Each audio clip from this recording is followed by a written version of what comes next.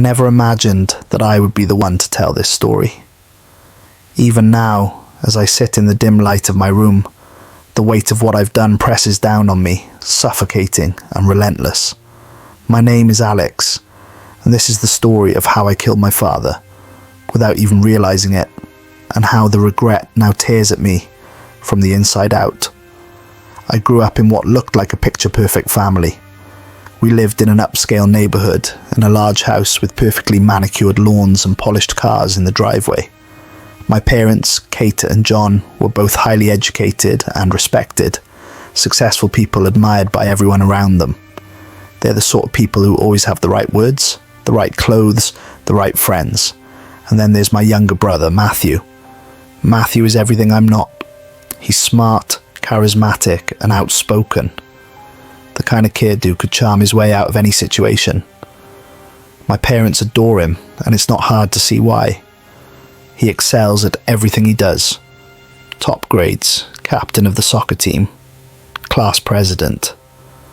When Matthew walks into a room, it's like the world brightens, and everyone, including our parents, can't help but be drawn to him. And then there's me, Alex, the disappointment. I've never been as smart as Matthew. I've never been as confident or as charming. Where Matthew could make friends in a heartbeat, I struggled to even hold a conversation. My grades were average, my social skills even worse. And my parents, well, they never let me forget it. Every mistake, every shortcoming, was met with their thinly veiled disdain. They never hesitated to remind me of how much better Matthew was, how much more they expected of me, how they wished they had Matthew first, who is capable of handling their company when they are long gone from this world. The first time I realized how little I mattered to my father, I was 7. I'd been chosen to perform in the school play, a small part, but one I'd rehearsed for weeks. My heart raced with excitement as I scanned the crowd for my father's face, or even for my mother. But they weren't there. I waited after the performance, standing by the school gates, convinced they were simply late, but they never came. And when I finally returned home, it was like the play had never even happened. They didn't ask how it went. They didn't even know it mattered to me. A week later, I saw my father, who had left work early, cheering proudly as Matthew scored a goal in his soccer game. My heart sank as I realized his pride was something I'd never earn. I remember the dinners where they would praise Matthew endlessly, his achievements the main topic of conversation, while I sat there in silence, invisible. On the rare occasions when they did acknowledge me, it was only to point out my flaws, to compare me to Matthew, in ways that left me feeling like nothing more than a shadow in his light. It got worse as we grew older. My parents would take Matthew to events, parties, dinners with their friends, places where they could show him off like some kind of prize. I was left at home, always with some excuse about how it was better that way, how I wouldn't understand the conversations, how I'd embarrass them in front of their friends. I learned to live with it, the isolation, the feeling of being unwanted. I buried myself in books, video games, anything to escape the reality of being the other son. But no matter how hard I tried, the resentment festered. It grew inside me like a cancer, slowly eating away at any love I had left for them. There was only one person who saw through the facade of my family, Teddy, my father's best friend and business partner. Teddy was a constant presence in our lives, always at our house, always trying to bridge the gap between me and my parents. He would pull me aside, ask how I was doing, and listen, really listen, when I talked. He was the only one who made me feel seen, who tried to make me believe that I wasn't as worthless as my parents made me feel. But even Teddy couldn't change the way my parents saw me. He tried to talk to them, to make them see what they were doing was wrong, but they couldn't care less. To them, I was a lost cause, and Matthew was their only hope. And so I continued to drift further and further into the shadows, clinging to the small moments of kindness Teddy offered me. But then, things started to change. I noticed tense arguments between my father and Teddy, whispered conversations behind closed doors. I later learned my father had discovered that Teddy was siphoning money from their business, making secret deals to enrich himself. My father was furious, threatening to end their partnership and cut Teddy out entirely. Teddy became distant after that, visiting less often, but he never failed to check in on me. Whenever I asked why he stopped coming like before, he told me it was adult business and assured me he'd always be there if I needed him.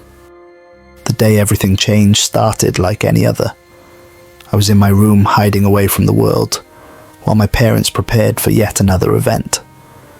It was one of those high society gatherings, the kind that made them feel important, and of course Matthew was going with them. I remember hearing my mother's voice float up the stairs, sharp and impatient. "Matthew, hurry up, we don't have all day." There was no mention of me. There never was. As they left, I found myself standing by the window, watching as they drove away, leaving me behind once again. I felt lost again, like I was born into the wrong family. I thought of running away before they came back, but then, where will I go to? I have nobody except Teddy. Oh, that was when I decided to call Teddy, to cry and voice out my frustration as usual. And he listened as I told him how much I longed for my father's approval. He spoke softly, his words slipping into my heart like a balm from my pain. "Alex, my boy," he said, "there may be a way. I'm tired of seeing you this way. I know how much your father's love means to you. I have something that might help, a special tonic, something to calm his spirit and open his heart to you. It's just an old family recipe, harmless herbs, nothing more. Perhaps then he'll see you as he sees Matthew. Well, I'm just saying, you don't necessarily have to use it. I will continue talking to your parents, and maybe one day they might start showing the love you deserve. Stop crying, dear," he said as he dropped the phone. Over the following weeks, the idea took root. I imagined what it would feel like for my father to look at me with pride, to finally see me as worthy of his love. I convinced myself that this tonic could be my last hope. Then came the school open day. I had no hope that my parents would attend. They'd made it clear that I always embarrassed them with my poor grades. But Teddy surprised me by showing up, as he always did. As he walked through the school gates, I felt a rush of relief, an odd warmth from seeing someone who cared enough to show up for me. He clapped proudly as I presented my project, even though it wasn't impressive by any means, and he stayed afterward to ask me about my goals, my thoughts, my dreams. For once, I felt like I mattered to someone. That evening after Teddy dropped me off, I glanced at my parents, hoping they'd ask about the open day or show some interest. But they were immersed in Matthew's latest soccer tournament preparations, barely noticing me at all. My heart ached with the familiar pang of rejection. A few days later, Teddy handed me a small vial, assuring me it was perfectly safe. He said I could mix it into my father's evening tea, and maybe, just maybe, it would help him see the son he'd been overlooking all these years. I held onto that vial like a lifeline, waiting for the right moment, clinging to the thought that this might change everything. The opportunity came sooner than I expected. One evening, my mother called up to me, asking me to prepare my father's tea. My hands trembled as I poured in the tonic, my mind a whirlwind of hope, fear, and anticipation. I set the cup on my father's study desk, whispering a silent prayer that this would be the beginning of a new relationship with him. Hours later, I was jolted awake by the sound of shattering glass and my mother's piercing scream. I ran downstairs to find my father lying on the floor, his face twisted in pain, a shattered whiskey glass beside him. Paramedics were called, but it was too late. They said it was a heart attack, likely triggered by a mix of alcohol and an unknown substance. My mother was inconsolable. Matthew was in shock, and I stood there paralyzed, trying to comprehend what had just happened. I never meant for him to die. I never wanted this. Was it the tonic? I began to wonder, but couldn't speak. Did I kill him? My own father, the man whose approval I had desperately sought for years. The man who had never shown me love or kindness. Did I actually take his life? This was the question I was asking myself. A day after the funeral, Teddy, who had been there with us through those trying times for my family, came to me where I was seated, wondering about my many unanswered questions. As he sat beside me, a question I'd been dreading finally escaped my lips. Was it the tonic? I asked, my voice barely above a whisper. Teddy looked at me, his expression unreadable. You're free now, Amadi, he said softly. You're free from his expectations, free from feeling like you're nothing. I did this to help you. His words made me reel. So he hadn't answered my question. A chill ran through me as I looked into his eyes. Lies! You didn't do it for me. Why? I asked, my voice trembling. Why would you kill him? He was your best friend. A dark glint flickered in his eyes and his face hardened. He was going to ruin me, Alex. He threatened to expose me, to take away everything I'd worked for. I couldn't let him do that. And you wanted his approval so badly. You made the perfect tool. All I had to do was give you what you wanted. The truth hit me like a storm, ripping through me. I trusted him, confided in him, and he had used me. My chest burned with anger, with betrayal. I'll tell everyone what you did, I said, standing up, my hands clenched into fists. I'll expose you for what you are. But Teddy only looked at me with calm certainty. Go ahead, he said. Tell your mother. Tell Matthew. See if they'll forgive you for killing your father. Once they know the truth, your family will turn away from you, Alex. Your mother will never forgive you. Amato, he'll leave you with nothing. Is that what you want? To lose the little love you still have left? I felt the weight of his words settle over me like a shroud. Since my father's death, my mother had begun showing me an affection I'd never known. Matthew, too, had grown closer, filling the emptiness left by my father's absence. For the first time, I felt like I belonged. But if they knew the truth, I'd lose it all. So I stayed silent, burying the truth deep inside.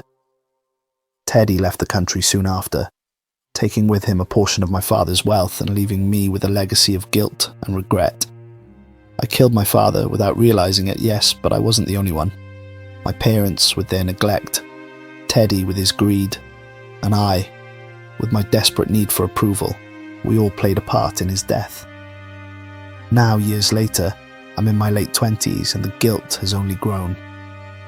My mother's love and Matthew's companionship are precious to me, but they feel like borrowed warmth, a kindness I don't deserve. I carry this secret, this shadow, and it's a weight I can no longer bear alone. So, I ask you, should I finally tell the truth, knowing it will destroy the family I've only just found? Should I risk losing everything to set myself free? Or should I carry this burden quietly, keeping my family together while I live with the pain? Will they understand? Will they forgive me? Or should I stay silent and live with this guilt, bound by the shadow of my own actions? Because sometimes the truth doesn't set you free. It only deepens the shadows. What would you do? Thank you for watching. Till next time.